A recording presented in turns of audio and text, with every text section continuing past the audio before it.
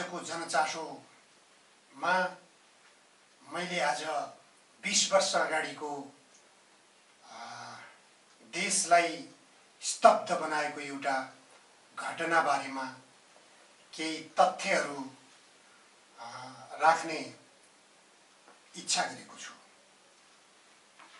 20 वर्ष अगाडि आजकै दिन राजदरबार हत्याकाण्ड भएको थियो। त्यो हत्याकाण्डले नेपालको राजनीतिमै एउटा तरङ्ग ल्याइदियो। राजदरबार हत्याकाण्ड अघिल्लो रात भयो। भोलिपल्ट नेपाली जनताले त्यो हत्याकाण्ड बारेमा जानकारी पाउनुभन्दा पहिले विदेशतिरका सञ्चार माध्यमहरूले समाचार प्रसारण गरे। खास गरेर अमेरिकाबाट भोइस अफ अमेरिका र बेलायतबाट रेडियो बीबीसीले समाचार प्रसारण गरेपछि नेपालका पत्रकारहरूले जानकारी पाउनुपर्ने अवस्था रह्यो। हत्याकाण्ड भयो भन्ने कुरा बेलुकी नै लगभग हल्ला पिटिएको थियो, तर हत्या कसले गर्यो, के कारणले सो हत्याकाण्ड भयो भन्ने बारेमा आश्चर्यजनक किसिमले विदेशी सञ्चार माध्यमहरूबाट प्रचार गरियो। खास गरेर तत्कालीन युवराज दिपेन्द्रलाई हत्याकाण्डमा दोषी ठहर गरियो। दिपेन्द्रलाई मदिरा खुवाएर दिपेन्द्र अचेत अवस्थामा भइसकेपछि उनलाई उनको सुत्ने कोठामा लगेर सुताइएको कुरा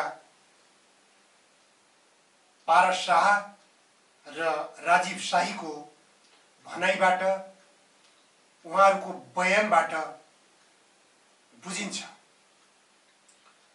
मदिरा पिएर लट्ठिएको व्यक्तिलाई कोठामा लगेर सुताइसकेको केही बेरपछि कम्ब्याट ड्रेस लगाएर दुवैतिर हतियार बोकेर तारानाथ राणाभाट, जसले दरबार हत्याकाण्डको छानबिन गर्नुभएको थियो, उहाँको शब्दमा पररर गोली चल्यो। यो कति अपत्यारिलो र कति शङ्कास्पद भनाइ छ र यो छानबिन कति एउटा तथ्यहीन छ भन्ने कुरा आफैमा स्पष्ट छ।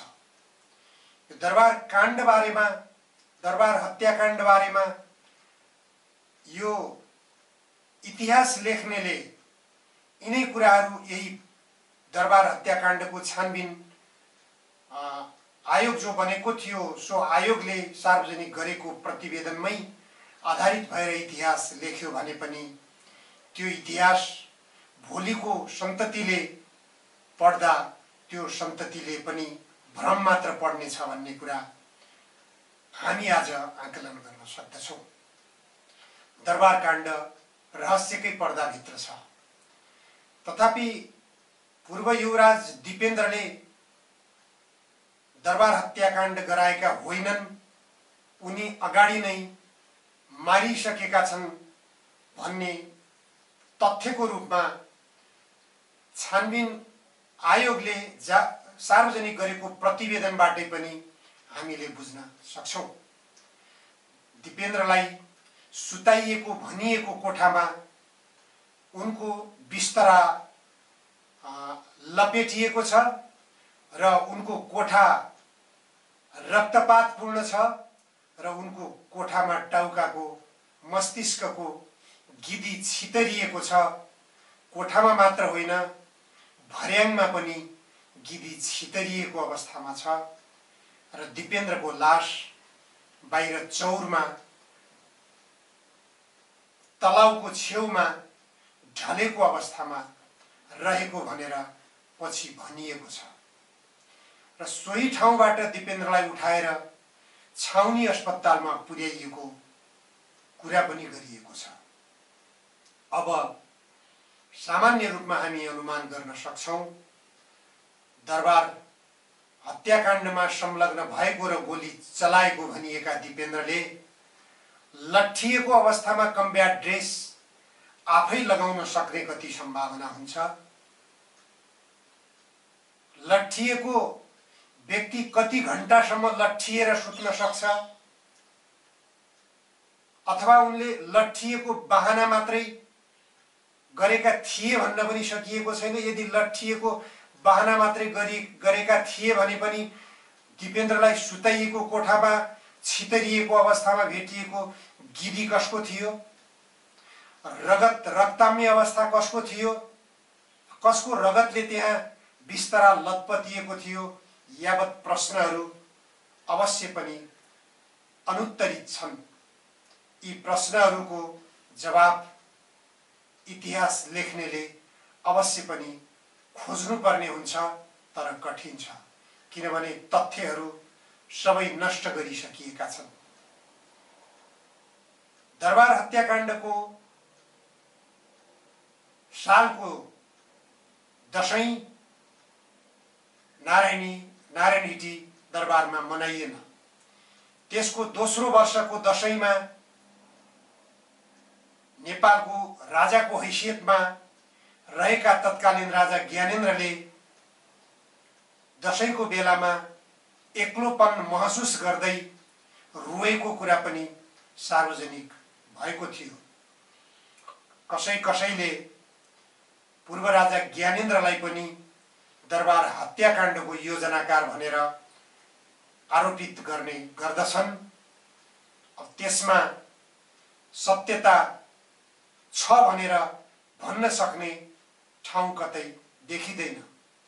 दोस्रो वर्षको दशैंमा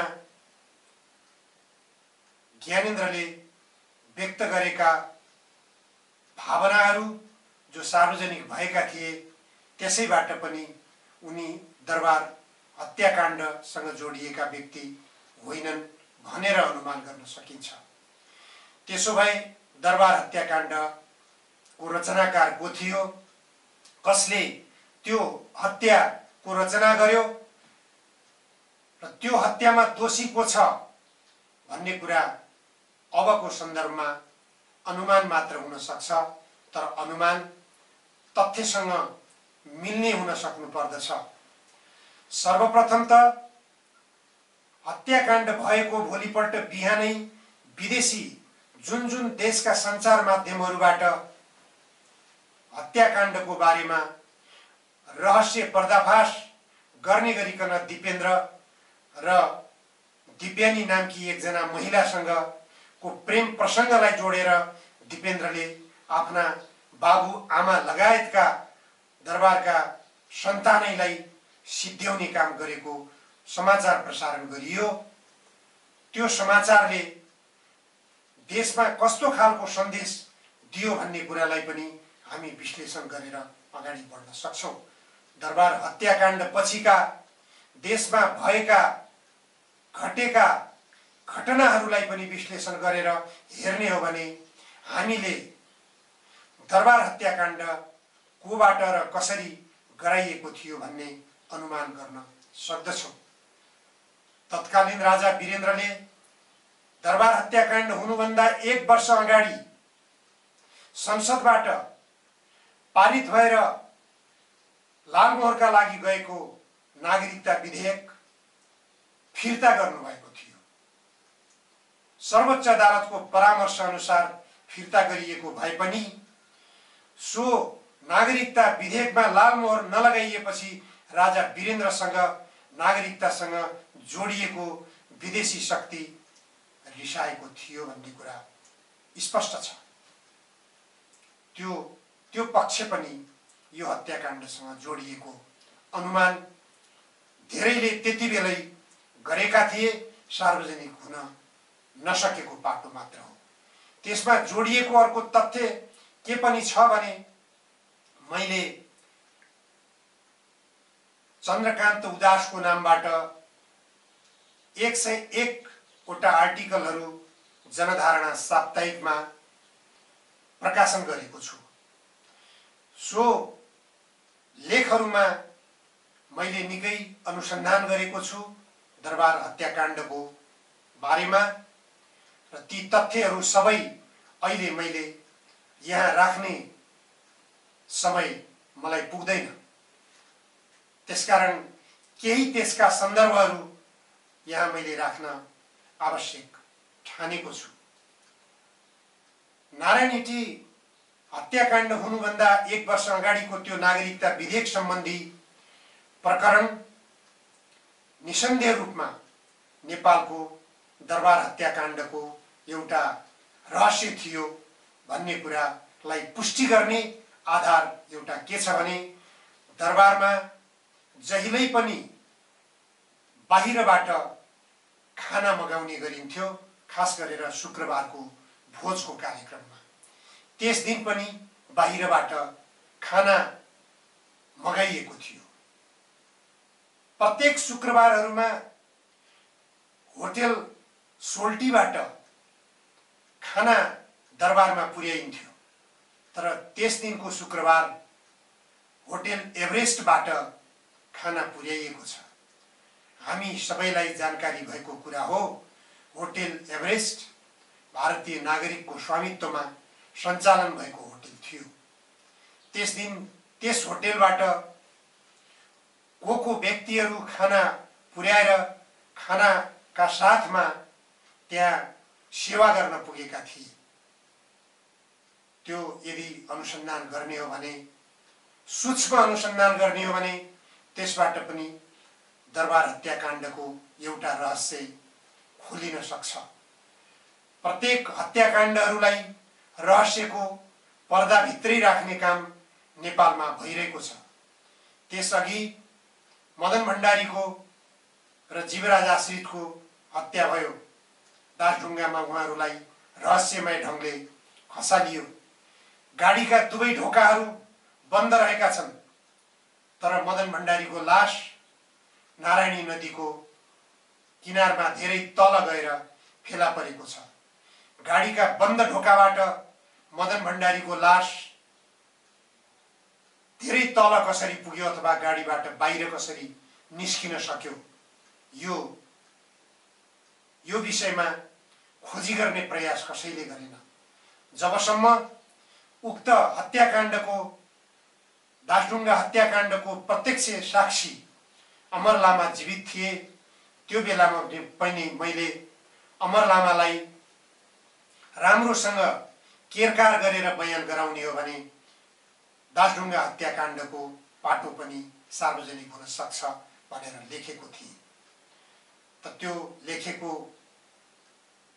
केही वर्षपछि अमर लामा पनि मारिए।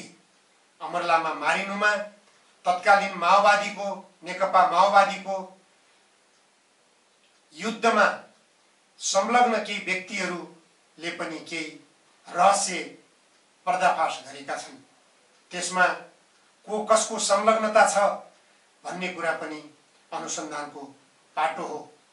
सबैले जिज्ञासा राखेको कुरा के हो भनेपछि मदन भण्डारीको निजी डायरी पनि हुन सक्दछ। उक्त डायरीमा विभिन्न कुराहरू जसलाई हत्याकाण्डसँग जोडेर निष्कर्षमा पुग्न सकिन्छ भन्ने कुरा पनि उल्लेख भएका हुन सक्दछन् भन्ने दृष्टिकोण पनि धेरैले सार्वजनिक गरेका छन्। त्यसतर्फ पनि अनुसन्धानकर्ताहरूले कुनै चासो देखाएको पाइदैन। नेपालमा यस्ता रहस्यमय हत्याकाण्डहरू धेरै भएका छन्। हामीले खास गरेर आजको दिनमा दरबार हत्याकाण्डको रहस्य खोतल्नको लागि दरबार भित्रकै, नारायणहिटी दरबार भित्रकै व्यक्तिहरूले, खास गरेर पूर्व राजाकै तर्फबाट विशेष पहल हुनुपर्ने थियो। त्यो नहुँदा पूर्व राजा ज्ञानेन्द्रतर्फ पनि यो आरोप पटक पटक बाहिरबाट लाग्ने गरिरहेको छ। यो जबसम्म यो दरबार हत्याकाण्डको रहस्य बाहिर सार्वजनिक हुने छैन, यथार्थ बाहिर आउने छैन, तबसम्म यो आरोपको मार पूर्व राजा ज्ञानेन्द्रमाथि परिरहनेछ। यसको पीडा उहाँले महसुस गरिरहनु पर्नेछ। त्यसकारण मैले यहाँ यो उल्लेख गर्न चाहेको किन पनि हो भनेपछि 20 वर्ष बितिसक्दा पनि दरबार हत्याकाण्डको रहस्य पत्ता लागेको छैन। 21 वर्ष बितिसक्दा पनि मदन भण्डारीको हत्याकाण्ड पत्ता लागिरहेको छैन। 3-4 वर्ष 5 वर्ष कति भयो, प्रचण्डका पुत्र प्रकाशको रहस्यमय ढङ्गले मृत्यु भएको कुरा गरियो। त्यसलाई पनि स्वाभाविक मृत्यु भनेर मान्न कोही तयार छैनन्। त्यो पनि रहस्यकै पर्दाभित्र छ। पूर्व प्रधानमन्त्री सुशील कोइराला आफ्नै निवासमा मर्नु भएको कुरा सार्वजनिक भयो। उहाँको पनि रहस्यमय हत्या नै भएको कुरो बाहिर चर्चामा आइरहेको सुनिन्छ। त्यस सम्बन्धमा पनि तथ्य आउन बाँकी नै छ। यस्ता तमाम हत्याका घटनाहरू नेपालको राजनीतिमा देखा परिरहेका छन्, राजनीतिसँग जोडिएका छन्, नेपालको राष्ट्रियतासँग जोडिएका छन्, नेपालको नागरिकता नीतिसँग जोडिएका छन्। यो पक्षतर्फ यदि हामीले ध्यान दिएनौँ भने नागरिकताकै प्रकरणमा अझै पनि थुप्रै नेपाली नेताहरूले ज्यान गुमाउनु पर्नेछ। यस्तै रहस्यमय हत्याकाण्डको शिकार हुनुपर्नेछ। त्यसैले सबै राजनीतिक दलका नेताहरू सचेत भएर यस्ता रहस्यमय हत्याकाण्डहरूलाई छानबिन गर्नको लागि एउटा अधिकार सम्पन्न आयोग गठन गरेर हत्याकाण्डहरूलाई छानबिन गर्नतर्फ लाग्नुपर्छ। यदि त्यसो गरिएन भने फेरि अरू रहस्यमय हत्याकाण्डको शिकार हामी भइरहनेछौँ। यही विषयमा सचेत गराउँदै र अनुरोध गर्दै म आजलाई मेरा भनाइहरू यही टुङ्ग्याउँछु।